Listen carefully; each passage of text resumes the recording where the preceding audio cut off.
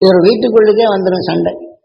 அதே சமயத்துல வீட்டுல இவர் ஏதோ எல்லாத்துக்கும் தர்மம் செய்த ஒரு நல்ல விஷயத்தை சொல்வார். வீட்டுல சம்சாரம் வந்தவொடனே என்ன செய்யும், நீங்க வீரவே சுத்திட்டு இருந்தாச்சுன்னா இங்க பழப்பு யார் பாக்குறது? காரணம், அவர் எல்லாருக்கும் நன்மை செய்யறது எந்த வகையில சொல்றாரு, அவங்க இருக்கக்கூடிய கஷ்டத்தெல்லாம் கேட்டு சொல்லுவார். அதை கேட்டுட்டு அவர் உதவி செய்வார். அவர்கிட்ட இருக்கக்கூடிய உணர்வெல்லாம் இங்க வந்துடும். இவரை பார்த்த உடனே மனைவிக்கு இதே வெறுப்பா பேசும்.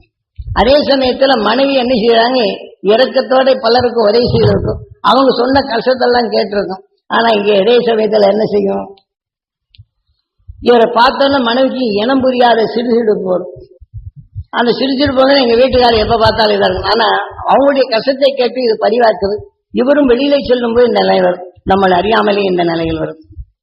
இதை மாற்றுவதற்குத்தான் இந்த காலையில் துருவ தியானத்தில் அந்த துருவ மகிழ்ச்சியான சக்தி நான் பெற வேண்டும், என் உடல் முழுது போகணும், என் மனைவிக்கு கிடைக்க வேண்டும், அந்த அருஞானம் பெற வேண்டும், அவனுடைய உணர்வு என்னை என்றைக்கும் தெளிவான மனதாக அழைத்துச் செல்ல வேண்டும் என்று கணவன் மனைவி என்பதும் கணவன் மனைவி கணவன் என்பதும் இந்த உணர்வு ஒன்றும் ஒன்றுவதற்குத்தான் இந்த விநாயகர் தத்துவத்தில் தெளிவாக காட்டுகின்றார்கள்.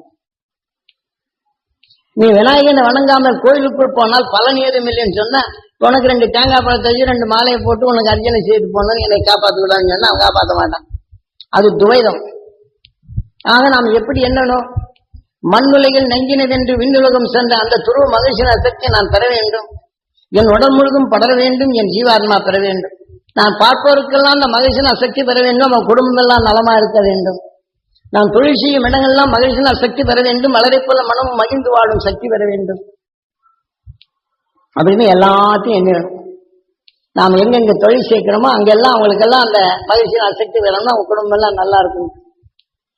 இதே சமயத்தில் நம்ம பிள்ளை மேல வெறுத்திருப்போம், மகிழ்ச்சியான சக்தி வரணும், அவன் அருஞானம் தரணும், குடும்ப பொறுப்பு வரணும், பொறுப்பு அவன் நிலையில் எதிர்காலம் சிந்தித்து செயல்படும் தன்மை வர வேண்டும். அந்த பையனா இருக்கும்போது அம்மா அப்பா அல்லாஹ்வினால் தர வேண்டும், அந்த மகிழ்ச்சியான சக்தியால் நான் பொருள் அறிந்து செயல்படும் சக்தி பெறணும் என்றும் அன்னை தந்தை அரவணைக்க வேண்டும், அந்த அன்னை தந்தையின் வாக்குகள் எனக்கு குருவாக இருந்து நல்வழிப்படுத்த வேண்டும் என்று பையன் என்ன இது வினையாக்க வேண்டும். உயர்ந்த ஞானத்தை கணங்களுக்கு அறிவியாக்க இதுகெல்லாம் சுற்றுப்புறத்தில் இருக்கலாம் எண்ணி விட்டு அடுத்தபடி என்ன செய்ய வேண்டும் என்ற நிலையும் அங்க தெளிவாக்கி உள்ளார்கள். எதை, தன் மனைவி கணவன் மனைவி அந்த மகிழ்ச்சியான சக்தி என் மனைவிக்கு பெற வேண்டும், அந்த உயர்ந்த ஞானம் பெற வேண்டும், அதனுடைய உயர்ந்த சக்திகள் பெற வேண்டும், அது பார்வை அனைத்தும் நம்ம நல்லதாக்க வேண்டும், அந்த சக்தி எனக்கு கொடுக்க வேண்டும். கணவன் மனைவி இதே மாதிரி எண்ணுதல் வேண்டும்.